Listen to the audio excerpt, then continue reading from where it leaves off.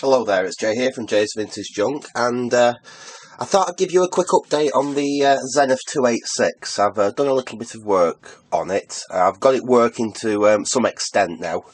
I've replaced the cmos battery there with a replacement. I won't say a new one, it's one I found in one of my junk boxes. But it still shows 3.6 volts on it, as where that one shows absolutely zero on it. So I've stuck that in, and it is actually holding its CMOS settings now. I have discovered that this floppy drive here is in working order. It's a 1.2 meg high density 5¼ inch floppy drive. Underneath that we have a ST4026 MFM 21 megabyte hard drive. This is a 360k double density disk drive, and that currently isn't working. Now the strange thing is, I've tried that in another computer and it works fine. You plug it into this computer, set up as drive B in the BIOS as a 360k drive, and it just doesn't work, it doesn't see it. You put a disk in it and it won't read it. So I'll have to look further into that. I have got the hard drive sort of working. I've managed to find out what the parameters for it was. I've set them in the BIOS. It was Winchester option 2 in the BIOS for it. Unfortunately, it's got a bad boot sector on that hard drive. I have tried low-level formatting it. I've tried a few things to get it back. Like I said, the hard drive format's fine. It doesn't actually even have any bad sectors on it, but you can't boot off it. Like I said, the boot sector on the hard drive's gone.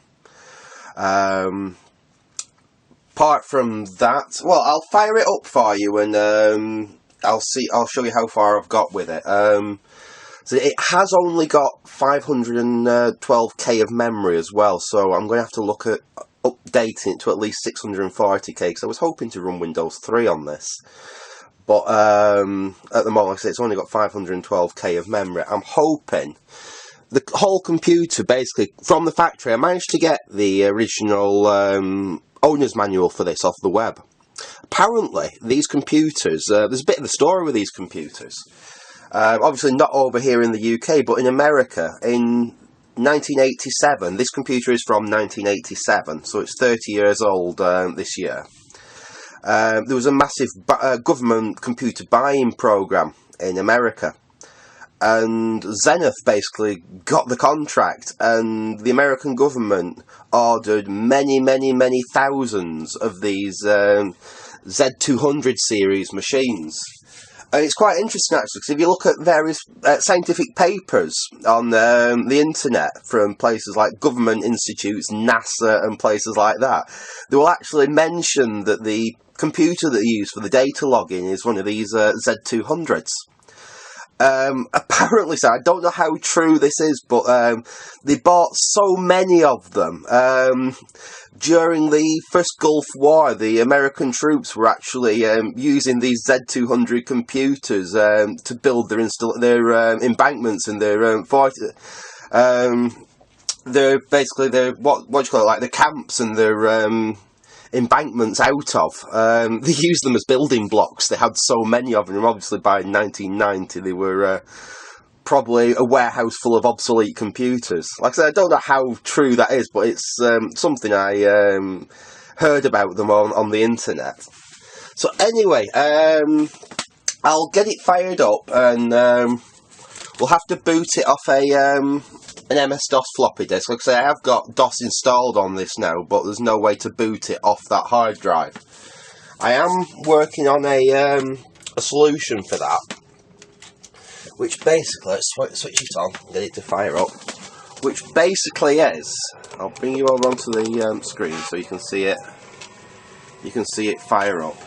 I have somewhere another MFM, it's a half height, but same size, 20 megabyte hard drive, if I can find it, which last time I used it worked fine. Now this controller can take 2 hard drives, so I'm just wondering whether I could use that other one that I've got as a primary and set this up as a secondary, and have 2 MFM hard drives in it, and I'd have 40 megabytes of storage space then.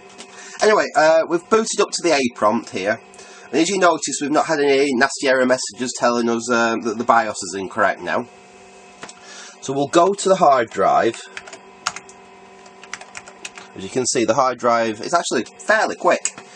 It works fine, it's just you can't boot off it.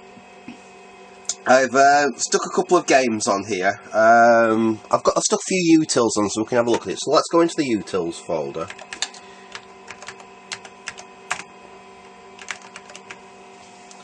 And I've got some diagnostics software in here. So let's this is just what I've dug off some of them old 5 1/4 inch discs.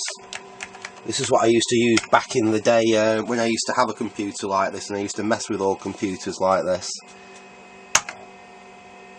Here we go. So this will tell us everything we really need to know. So as we can see, it's an AT. It doesn't tell us the BIOS date on it, on this information, but you can tell it's a 286 and it's running at 8 MHz. Its main memory is 512 kilobytes. There's no extended memory. You've got 461 kilobytes free. And it has, as you can see, it's showing up as 1.2 megabyte floppy disk drive. And that's another interesting thing I've found out. I cannot find any way to get this thing to run with a 1.44 meg 3.5 inch floppy disk. There's no option for it in the BIOS, and if you try and connect one, I did try and hook one up just to the cables that are in this computer. I've got this little adapter there which plugs into the back and changes it to an edge connector. I did try that and see if I could get it to run with a 3.5 inch disk drive, but no, it seems to be that it'll only take 5 1/4 inch discs, either 360k or 1.2 meg. So that's what you're pretty much limited to on this computer. Like I say, it is quite an early system. It is 1987, and I guess that they just didn't think people would want to excuse me, be bothered with 3.5 inch discs on it. I mean, back then they were more of a Mac thing anyway. Most PCs were 5 1/4 inch. I'm just running a speed benchmark here. Now, some of these things are obviously well wrong. You can hear the hard drive going there, going like mad. It's telling us that speed compared with an IBM PC is 545%. Now, I think that's a little bit optimistic. I mean, this thing's only 8 megahertz. It's got 200k of video RAM. Oh, that's video RAM throughput. I didn't realize. It's Hercules, so I don't think it'll be using any video RAM at the moment, but obviously on CJ I think it uses a few kilobytes. Yeah, as we can see, it's a pretty bog standard 286. Let's just exit out of this. Let's see if we've got anything else we can run diagnostic wise on here. We've got info, I don't know what that'll give us.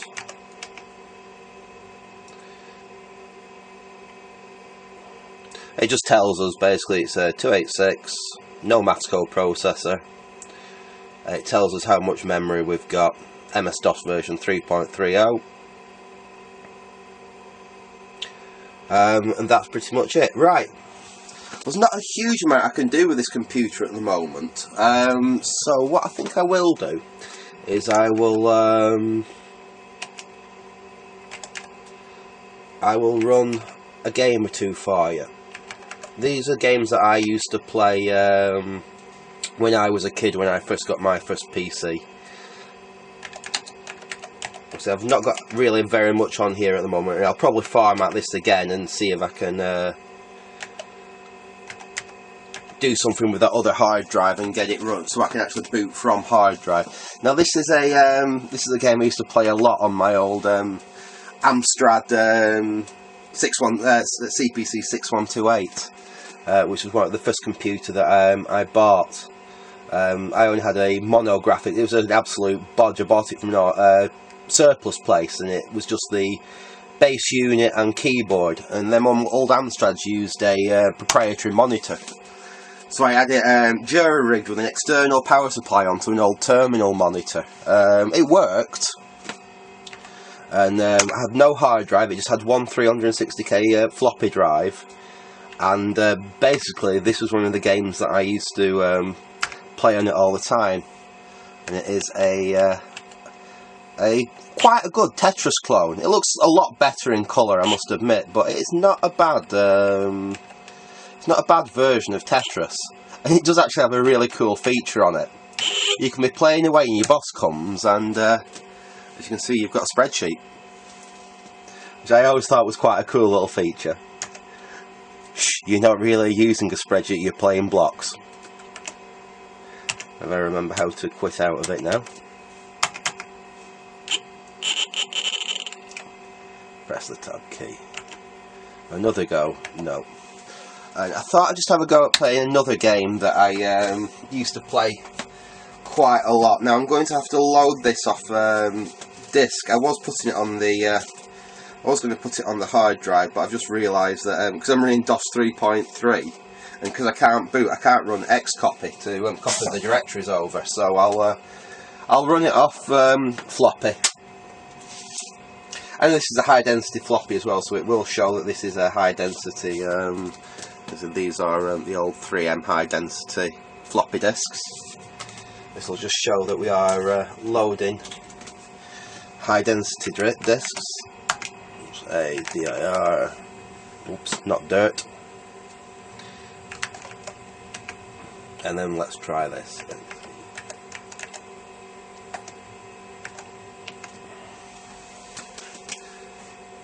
This may take a little while to load off floppy disk. There we go. Nice thing with this game is that it will actually run on all the old monitor standards. So we've got it set to Hercules here. It will run CGA. So I am going to try this computer. I have found it's either CGA or EGA monitor. I think it's a CGA monitor.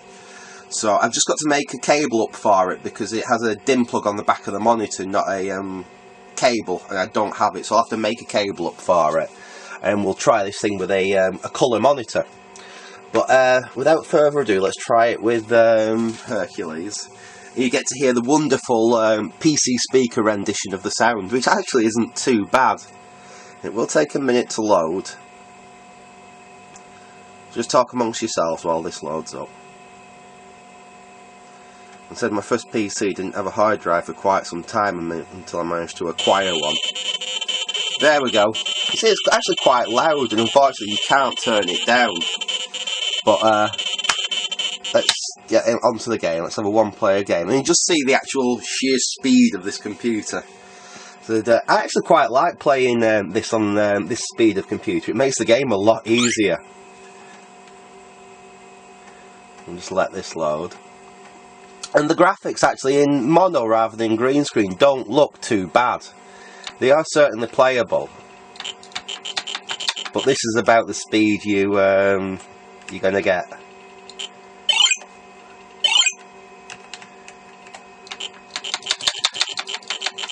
I don't know if this comes out on the camera, but can you see the green trailing off everything? That's because this is quite an interesting monitor. It uses a dual phosphor system, so you've got a white phosphor on top of a longer persistence green phosphor. And I've only ever seen that on old radar scopes apart from this monitor. I thought it was quite interesting.